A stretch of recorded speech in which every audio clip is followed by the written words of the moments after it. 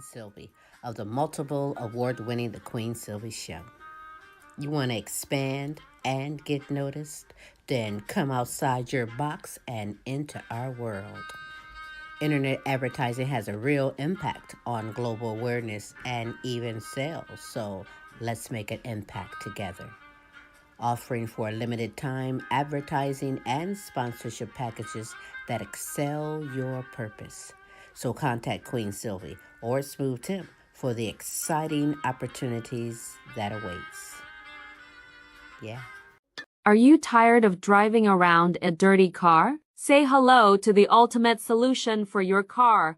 Quick Auto Detail, home, work, or wherever. Their mobile car spa will clean and shine your car anytime and anywhere. Their products are gentle on your car's paint, and they use only the highest quality materials. Book your appointment now.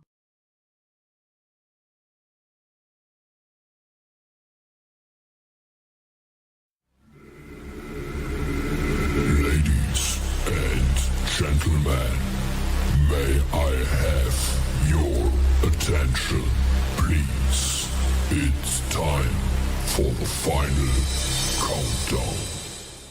The show starts in 10, 9, 8, 7, 6, 5, 4, 3, 2, 1. Let's rock. Hey, what is happening? And thank you so much for dropping in and spending another Wednesday hump day with me on Tim's Tidbit. I hope you had an enjoyable holiday weekend and the last extended weekend, I guess you could say, for the summer. And now we're starting to roll into fall, and weather's a little bit showing that too. Hey, I'm waking up now to a little bit of dew on the windows, and then it'll get back up into the 80s, no problemo. But yeah, you can tell fall's on its way, people. And hey, along with fall, we got hurricane season coming up, and I'm sure that people down along the coast are chomping at the bits. Don't want to see that kind of season coming. I think we've already had a few already, one or two already that's, migrated its way into the Gulf up past Cancun and such. But anyhow, hey, I hope everybody, again, had a safe holiday, Labor Day, and, otherwise, I just get some shout outs otherwise to the listeners from my last week's show in Australia, France, Ireland, Africa, Poland, Germany, Mexico, Canada, the United Kingdom, and the good old US of A. Appreciate you folks tuning on in. And now, hey, let's get on with the show. As always, there's all kinds of things going on all around the world, from coast to coast, sea to shining sea, and it's election season here in the States, and I think for what do we have, about 62 days, something like that, people, till we can finally take a breath and not get inundated with all these negative commercials about the guy that they're running against and stuff. But anyhow, 'tis the season, since it is political season, for photo ops. And you'll see that, some people will be, picturing themselves along with health care. Some may be, getting themselves pictures, alongside law enforcement or some union members, whoever or whatever type of crowd they're trying to embrace, right? But it seems that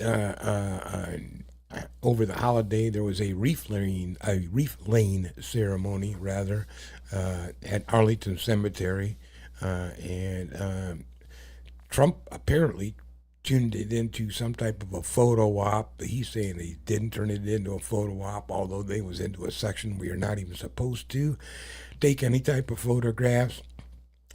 The Army individual who is in charge of making sure that photo ops don't happen said that the Trump team, attacked and pushed him off to the side, disregarded any orders that he gave them.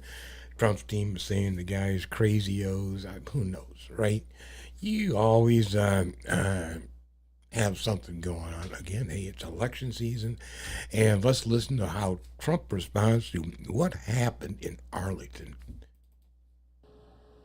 And they say I was campaigning. I don't need, the one thing I get is plenty of publicity. I don't need that. Former President Trump defends his visit to Arlington National Cemetery this week as an act of patriotism, not politics. And while we were there, they said, could you take pictures over the grave of my son, my sister, my brother? Would you take pictures with us, sir?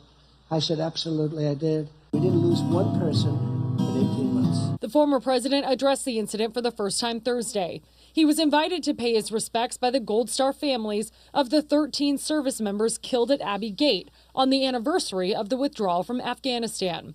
The families also approved the attendance of the former president's photographer and videographer. President! But Army National Military Cemeteries have official rules forbidding political campaign-related videography. A staffer reportedly tried to prevent Trump's cameras from entering Section 60, the burial ground for recently fallen service members. The Trump campaign said the cemetery employee was suffering from a mental health episode. But tonight, the Army is refuting that in a rare statement. The Army says someone from Trump's team abruptly pushed the cemetery employee aside when she tried to enforce the rules, adding she acted with professionalism, and the incident is unfortunate. And since she's not pressing charges, the Army considers this matter closed. Thursday, a Pentagon spokesperson clarified. The rules are very, very clear. She continued, quote, "We support what the Army said." There are nearly, I think it's like 3,000 public ceremonies that are conducted at Arlington National Cemetery every single year without incident. Veterans have since come out in support of the former president, saying they appreciate his attendance, while others said his staff should have followed the rules and left the cameras behind. In the news. Hey, what do you think? There's two sides to every story. Again, that's part of why I put on this show, give you both sides of the story. However, when you do have rules and regulations that say photography, that is not permitted into that area, especially that area that they did the photography in. And I believe he was the commander-in-chief of all of this, right? So he should have known better, one would think. I don't know. Your opinion, go ahead and leave it off into the messages. Let me know what you think about that one. Anyhow, let's move on again. We just at the top said, hey, our hearts and prayers are going out to everybody, and hearts and prayers are going out because it's campaign season here in the United States. And hey, let's see what the heck is going on. And both presidential candidates are out in full force now, less than a week away from their first debate. And this morning, Vice President Kamala Harris is trying to gain some ground on the economy. Meanwhile, former President Donald Trump is touting new momentum among certain voters. This morning, Vice President Harris heads to swing state New Hampshire, set to unveil a new economic plan, hoping to boost her standing among voters on the issue. She's focusing on small businesses, proposing a tenfold expansion of tax deductions for startup expenses from $5,000 to $50,000, and cutting some red tape, eliminating certain licenses and tax filing requirements to make it easier to start a business. Unlike Donald Trump, I will always put the middle class and working class families first. Always.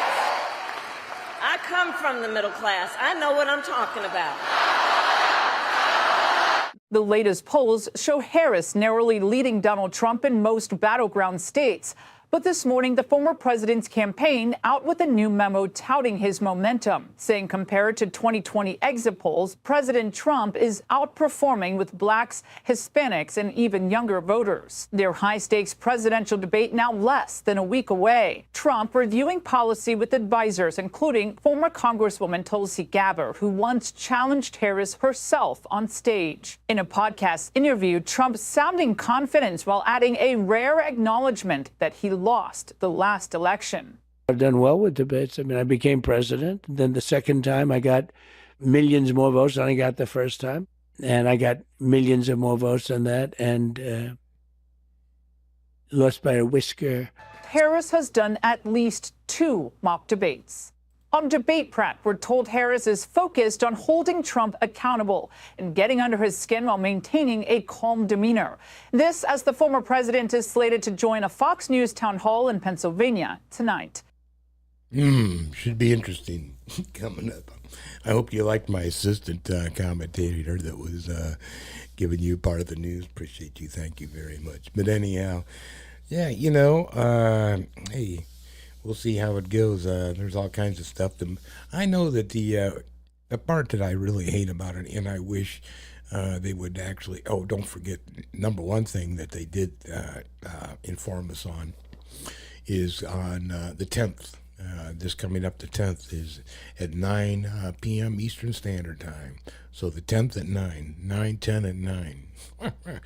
That's going to be the debate. Should be interesting to listen in on their first debate, see how well Donald can stay on track, and see if Kamala will actually, slice and dice the man or bait him into, a trap, just attacking his ego, because that's all you have to do is, make him think that somehow he lost, he's a loser, and or he doesn't, whatever he's done isn't the greatest, and you're going to tip him. We'll see how well she does. I'm sure they're practicing. Like maybe they'll medicate Donald this time before the debate. Who knows? Anyhow, hey, speaking of that kind of stuff that's going on, and some of the things that are back and forth that'll be interesting to listen to is, and I will admit that, yeah, I did hear first, Don come out and say, no tax on tips, right? Then Kamala came out and said the same thing. She's proposing also to help with the middle class, no tax on tips. She's got some other plans, but I hope her plan, also, has a little bit of an increase the burden on the wealthy who could actually take a little bit of the strain off of the lower income individuals in this country. We'll see how that goes. But her tax ideas are, and that'll probably come up in the debate. And again, another reason for you to listen in on the 10th, 9/10 at 9. Anyhow, hey, what's funny is let's listen to a little video that, since, Trump says, I came up with the idea first about, no tax on tips. And also, what has he done? Something about, oh, yeah, they asked him about the 6-week abortion ban down in Florida and how he's going to vote. And he goes, well, I strongly disagree with it. And they go, how are you going to vote? Well, I'll let you know at a later date. What? Okie dokie. So, what I would have been interested to hear out of Donald's mouth on that particular question, are you against and or for? How are you going to vote it for it? When it comes up on in this November, Donald, on the 6-week abortion ban in Florida. That one's a little bit real tight. Doesn't matter what. But anyhow, of course, some of these things is Donald saying, well, I worked there first. If she's going to say it, I'm going to say it, okay? I worked at McDonald's, too. I worked there a long time. I actually started the company. I was great friends, got along very well with Ronald McDonald. They said it's Ron and Don. I recently brought back the $5 meal deal. I got on the phone with Ronald McDonald, and I said, Ron, listen, just like I handled Abdul with Afghanistan, you know what I'm talking about. I said, Ron, if you don't bring back the $5 meal deal, we're going to drone your house. Look at your beautiful house. We're going to take it out, and you're going to be in there. And he said, sir, we're bringing back the $5 meal deal because, and she says she worked at McDonald's, and a lot of people are saying that's fake news, but maybe she did, and maybe that's where she learned how to serve those big, beautiful word salads. But if she's going to say it, I'm going to say it. The Golden Arches, I built them with my own 2 hands. We made the greatest McNuggets. We were going to call them something else, but we called them McNuggets because we wanted to stay. They call it on brand. I worked at McDonald's. I founded McDonald's. I was great friends with Ronald McDonald, and it is because of me that that company is doing so well. If she's going to say it, I'm going to say it. Not to mention, I've been eating this garbage for the last 40 years. I shouldn't even be alive right now. Have you ever seen that movie, Super Size Me? You know, the deuces that guy drops, child's play. Compared to the deuces I'm dropping, nobody drops deuces like I do. Why do you think Melania stays in a different state? Because the whole house stinks. I'm making deuces great again. Why do you think everyone calls me an orange turd?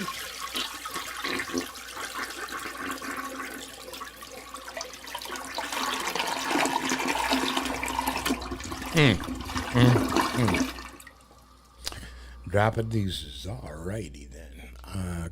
Okay, he worked there first. Fact, he invented McDonald's. He came up with the whole idea, and they got the greatest ideas ever out of Donnie. It was Ronnie and Donnie all the way.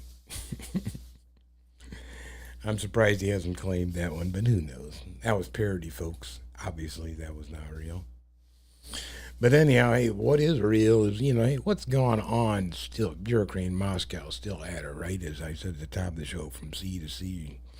Something going on. Anyhow, now Ukraine is putting a squeeze on Moscow. So I'm going to call this little segment, this little clip, Meanwhile in Moscow. This is what is left of a small town in the western region of Kursk in Russia after the latest attack by Ukrainian forces. Kiev first launched its attack into Russian territory over a month ago and continues to claim to make small gains. With more than 130,000 people fleeing their homes and more than 30 civilian deaths, the people of this region are for the first time facing the realities of a conflict that has now spread onto Russian soil. Almost 500 kilometers away in the Russian capital, the mood is largely one of concern. We don't talk about any of this in my circle of friends. There is other more positive news we prefer to discuss. It's very dangerous. We are scared for our children. We perfectly understand where Kursk and Moscow is. We are all nearby. It's all very terrifying. Of course, it's very hard to watch, and we are worried. The news of the day displayed across the headquarters of the Russian news agency TASS, while Muscovites go about their daily lives. Polling from the Levada Center, a non-governmental research institute, seems to reflect this mood. The attack on the Kursk region had caused concern among the vast majority, 91% of Russians, when it happened, out of which 63% are very concerned.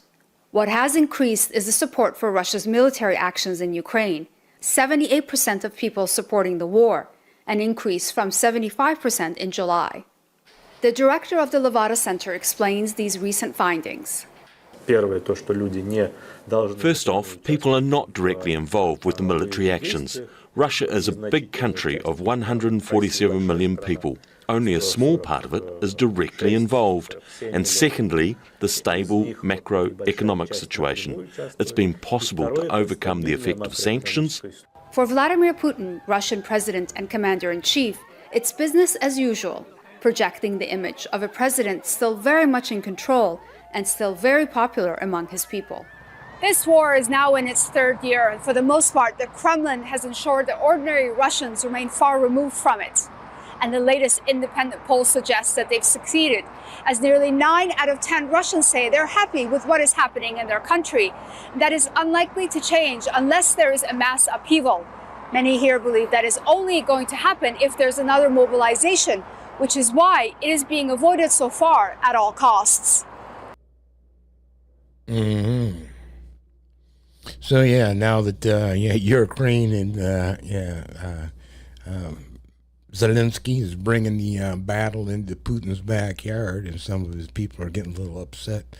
Now they're paying attention, right? To what's going on. It was okay when it's not out of sight, out of mind, I guess. Why you're killing people and you don't have to pay attention to it. Over what? I'm still really confused about all of that. It just seems like a big land grab to me. Honest to God, it seems just like a big land grab. I want control of the sea there. And, what comes with it, the economic gains is they've got good farmland, some other stuff, I guess. But, at what cost? I thought 3 years, that's hard to believe. And we've seen the devastation on TV for how long? And it goes on. And you've got, China, North Korea supporting Putin. You got the United States and other European countries supporting Ukraine. So anyhow, well, go on. Just realize that this conflict is not going to end anytime soon.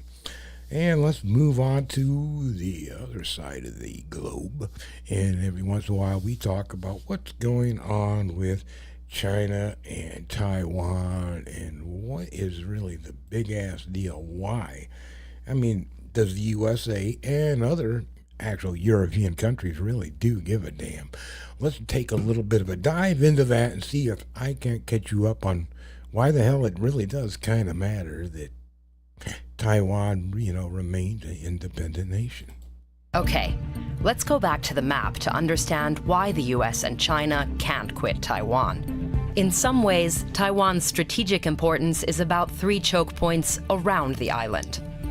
To the west, there's the Taiwan Strait.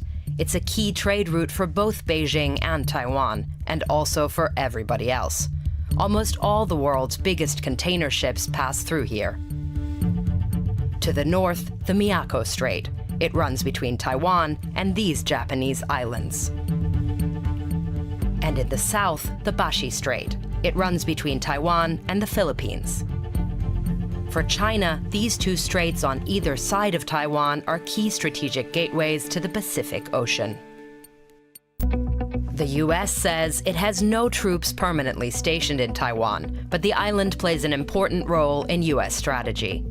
To understand why, let's look at the military bases in the region. Here are some of China's main naval bases close to its coast. And the US has some of its key bases in South Korea, Japan, and the Philippines. If you connect the dots, you'll see the US bases form a chain. To strengthen this island chain, the US is expanding military cooperation with Japan and the Philippines, which are also wary of what they see as China's expansionist goals. For example, just last year, the US gained access to military bases in the north of the Philippines, right next to the Bashi Strait, one of those Chinese gateways to the Pacific Ocean we mentioned. So to sum up, Taiwan's location makes it essential to both sides as they try to gain the upper hand in the region. Alrighty then, so we got it all figured out. We've educated you real quickly. It all comes down to trade and access control. So, hey, if I can open up trade routes in there, and I can control with my military strength, I can control the access of those trade routes. I just did a big bolstering to the wealth, income, and,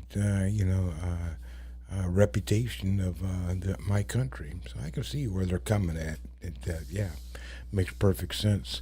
And I can see where, the alliance is going on between, Taiwan, Japan, Singapore. Yeah, sure, it all makes perfect fucking sense. Excuse me, rather. Why they're doing what they're doing. Anyhow, hey, you know what? Interestingly enough, since we're on North Korea and South Korea and Kim Jong-un, and how would you think that a selfie, could cause a scandal? Well, it can, and apparently, I guess these guys were like ping pong players, maybe. You're gonna have to catch the video, but my God, they're in a lot of trouble because they took a selfie with a South Korean and a North Korean. Check this out. This is going to blow your mind. 2 athletes took a selfie at the Olympics and now face dire consequences. North Korean table tennis players Kim Kum-yong and Ri Jong-sik are under severe scrutiny after a selfie with South Korean and Chinese athletes at the 2024 Paris Olympics went viral. This seemingly innocent act of sportsmanship has ignited a political firestorm back home. Upon their return to Pyongyang, the athletes are subject to a grueling month-long ideological assessment by the Central Committee of the Workers' Party of Korea. The goal? To detect any contamination from foreign influences. The consequences they face for deviating from strict party directives are potentially severe, with past instances seeing athletes reassigned to manual labor. Public outrage, especially in South Korea, has been swift and fierce. Critics are decrying the North Korean government's actions, labeling them as draconian and excessive. The world watches in shock as a simple selfie exposes the harsh reality for athletes in North Korea. Stay tuned as this story develops. Isn't that crazy? So he is really pissed, that he took one of his athletes, North Korean athletes, took a selfie with South Korean and Japanese athletes. But again, hey, we talked about that a little bit, right? Okay, just a episode ago about the control of Taiwan, what's going on with South Korea and Japan and the United States and the Philippines, and that's a big mess over there. And wow. But in any regard, why should it matter all that much? Because I can't believe that they talk about putting them back into some reprogramming center when you get back from the Olympics because you may have been exposed to the toxic influence of freedom. I don't know. That's a trip. But anyhow, they don't play. They do not play. Kim Jong-un does not play. Check this out. North Korea's dictator Kim Jong-un may have ordered dozens of government officials to be executed after devastating floods over the summer that killed thousands of people. That's according to a report from South Korean media. North Korea's state-run media reported Kim ordered authorities to be strictly punished. It's believed between 20 and 30 were sentenced to capital punishment, who Kim blames for neglecting disaster prevention. Kim made a 2-day tour of the region in early 20 August to 30 meet victims people. and also to discuss recovery efforts. Those floods are believed to have killed about 4,000 people and displaced about 15,000 more. However, it's difficult to know the exact details due to the country's extreme secrecy. Right. So they had their annual floods and same kind of things that we have happen here in the United States. You have natural disasters. Apparently, Kim Jong-un didn't think that some of his people handled it correctly, so he had 20 to 30 of them ordered to be executed for not handling your jet. And this is the kind of individual that Donald Trump, admires. He admires Kim Jong-un, talking about how great he is and how smart, and Putin, how great, and how Hitler. What kind of individuals? Time out, I'm done. But in any regard, you do something crazy that their supreme leaders, how they call him, doesn't like, you're done. Kind of like Alice in Wonderland, Queen of Spades, it's Queen of Clubs, isn't it? Off with her head, Queen of Hearts, off with her head. Anyhow, hey, every once in a while, it's kind of funny that somebody comes up with a novel idea on how to handle stuff that's going on, and this happens all around the country. We know that there's pork package thieves. We know that, the mailmen are getting bum rushed for their master key. It's not funny, I'm sorry. But, and you got a ton of people out there now that are, trying to exercise the use of the old dine and dash card, right? And so you have this restaurant owner had a real interesting way of handling people who decided to try to use the old dine and dash card. And check this out.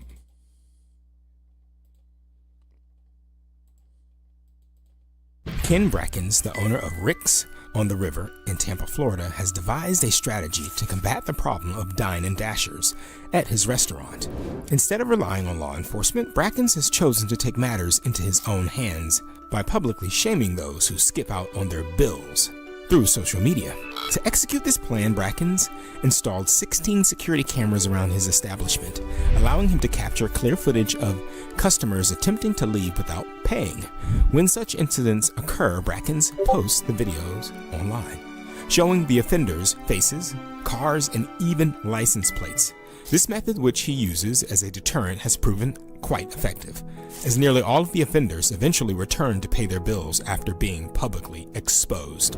One notable incident involved a woman driving a Mercedes-Benz who tried to avoid paying her tab by claiming that the wind had knocked over her beer pitcher. The restaurant employee chased her down, and the video of the confrontation, complete with close-ups of her face, were posted online. Despite the woman's attempts to defend her actions, the video left little room for doubt, and she ultimately returned to settle the bill. Brackens insists that offenders must return in person to pay their bill rather than settling over the phone, a process he refers to as the walk of shame. I think that's a fantastic idea. And you put that into perspective. You know, if people would utilize the technology that we have available to us, we know there's freaking cameras everywhere. Boom, boom, boom. Hell, where can't you go that something's not recording your self? Yeah, it's insane anywhere you look. So why not put together a video when you have people who dine and dash, when you have people, robbing from your store? Put it out there on social media, please share. Put it out there on X, put it out there on Twitter, put it out there on TikTok, wherever you can get it, and shame the hell out of the people.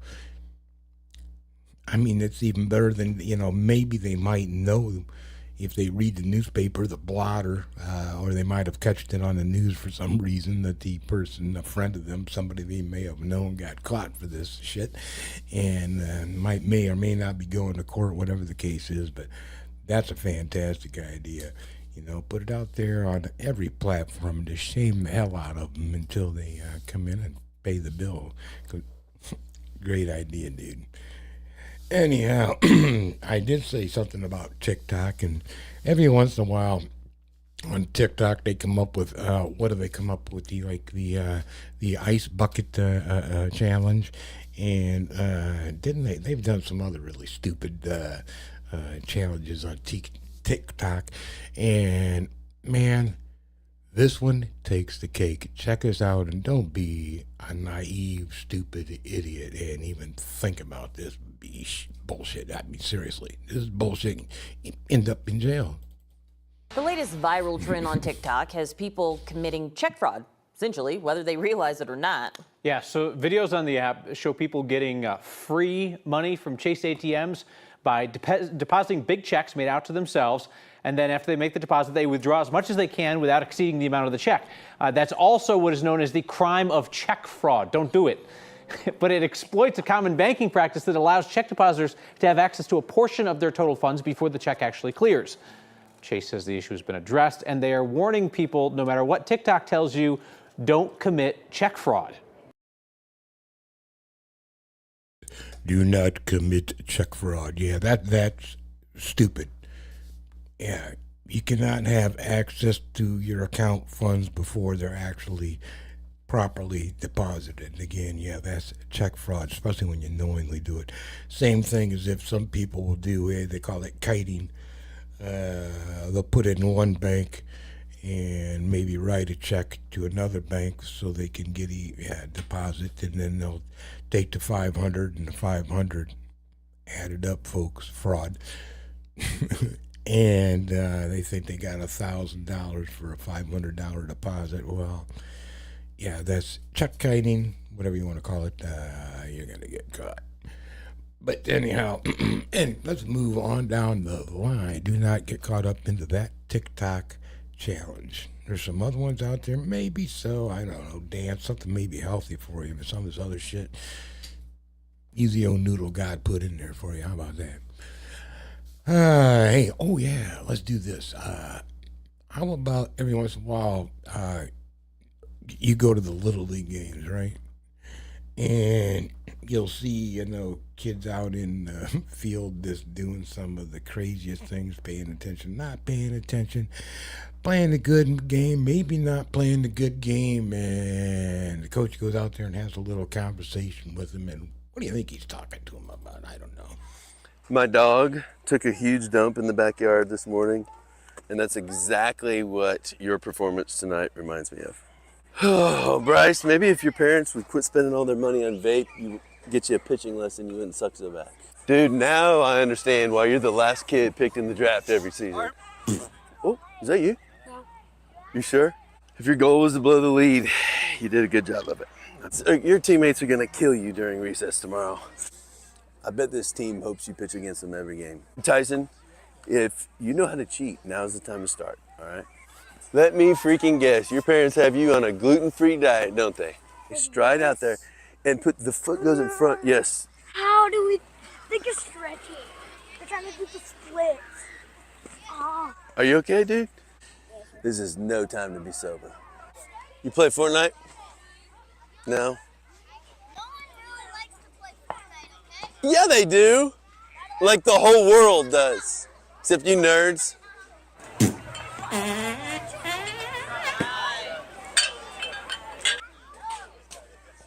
How long is the bus that you take to school? Is it like normal length or is it like shorter than others?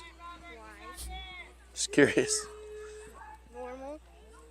Sure. That's a joke. Come on, yeah. That was this little short film somebody put up there as a joke, folks. But that would be absolutely funny. That'd be a hilarious coach. He'd have parents pissed off, wouldn't he? Anyhow, hey, let's get into another part of the show I always enjoy, and this is called Dude, oh, what the fuck?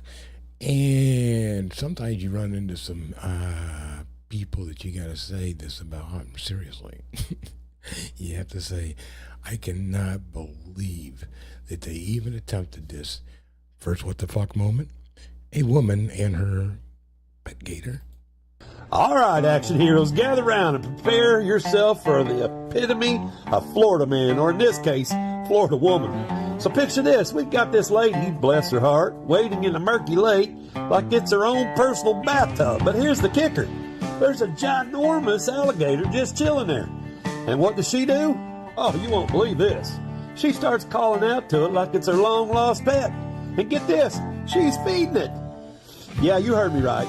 She's feeding this prehistoric beast right out of her hand. Now, I don't know about y'all, but if I saw something with jaws bigger than my car's grill, I'd be hightailing it out of there faster than you could say Gatorade.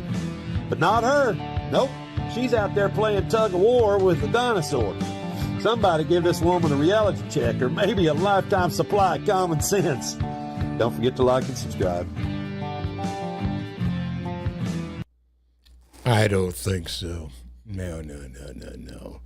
Hey, I've had pet snakes, pet lizards, stuff like that. Little boys go through all those phases, pet frogs and shit. But I ain't gonna screw with no pet gators. Ain't gonna happen. That's insane. Anyhow, I'll tell you something else I am not gonna screw around with, and that is our next dude. What the fuck?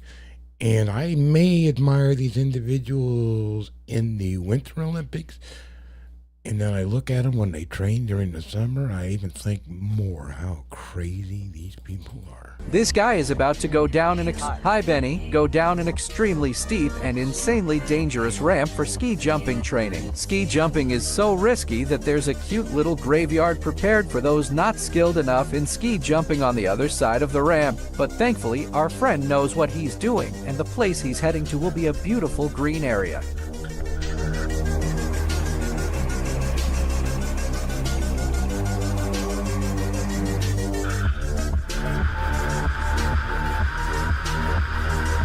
If you were to try, where would be your go-to place? What would be my go-to place? My go-to place would be back down the steps that I came up. That would be my go-to place. There's no way on, never gonna happen. Hey, anyhow, let's move on to another super portion of the show, and that is our Asshole Award. And let's see, who can that go to? How about we put that on to a male this week? Yeah. And who's a little bit upset because he didn't get ketchup or mayo or something with his meal at McDonald's. This male Karen is upset he didn't get his extra tartar sauce with his order and demands that this McDonald's employee give it to him. The man working tells him that if he wants extra tartar sauce, that he's going to have to pay for it. This dude's wife joins the battle and berates the employee, saying, "Let the grown man earn his minimum wage," and gives him the finger.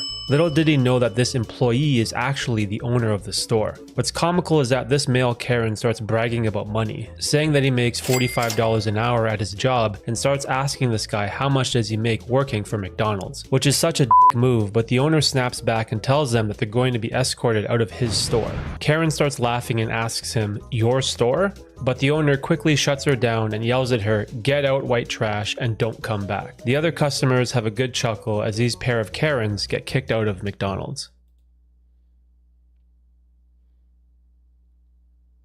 And their answer to that was, "I've been kicked out of better places than this." Some people just can't help but make an asshole out of themselves, and I'm more than welcome and more than happy to accommodate a video of them on the last segment of my show. And that gentleman is, appropriately such an asshole. And I'm glad. That's funny that you're going to ask the owner about how much he makes. and dudes in three figures, past three figures, maybe approaching, even more than that. So, I'm sure he's doing just fine. Dude, smart ass, got himself in trouble. Anyhow, hey, I am so out of here, and I want to thank you so very much for dropping in and putting up with me on a hump day and enjoying some of the videos that I presented. I hope I got you up to date a little bit with, hey, what's going on domestically, hey, what's going on in the Ukraine, Russia, what's going on in over in Taiwan, and why everybody is so crotchety about that whole situation over there. Keep an eye on that. Just don't be distracted totally by what's going on domestically. Again, a lot of what's going to affect us is happening internationally. And if you don't think so, think about when Russia invaded Ukraine, what happened to our gas prices? Boom. And ever since then, hey, we don't dictate oil prices. OPEC does. Let's keep it real. And, there's other things when you're talking about what's going on over there in Taiwan, with China, Japan, North Korea, South Korea, the Philippines. All of that is all tied together, and it has a lot to do, again, with trade going in and out of that region, and also power to control access in and out of it. So militarily and economically, it's a huge benefit to have, that little island under your control. So keep an eye on that also, folks, because it may or may not affect you. But, hey, is what it is, what it is. But let me get the heck on out here, because you know what, I am kind of hungry, and I would like to have a little bit of a snack before I hit the hay tonight. And I just want to say, again, thank you, and I'll leave you with a little video. And until next week, people, thank you so very much, and have a great week. Who's gonna tell him that the job he's currently seeking might just be one of those black jobs, those black jobs, one of those black jobs, those black jobs, one of those black jobs, those black jobs, one of those black jobs. Who's gonna tell him that the job might be one of those black jobs? I'm here to do my black job. I'm here to do my black job. Those those black jobs. One of those. Who's gonna tell them that the job might be one of those black jobs? Attorney General. Might be one of those black jobs. Vice President. Might be one of those black jobs. President. Might be one of those. Who's gonna tell them that the job might be one of those black jobs? Attorney General. Might be one of those black jobs. Vice President. Might be one of those black jobs. President Kamala Harris. Might be one of those black jobs. Those black jobs. Those black jobs. One of those black jobs. Those black jobs. One of those black jobs. Those black jobs. One of those. Who's gonna tell them that the job might be one of those black jobs? I'm here to do my black job. I'm here to do my black job. Those black jobs. One of those. Who's gonna tell them that the job might be one of those black jobs?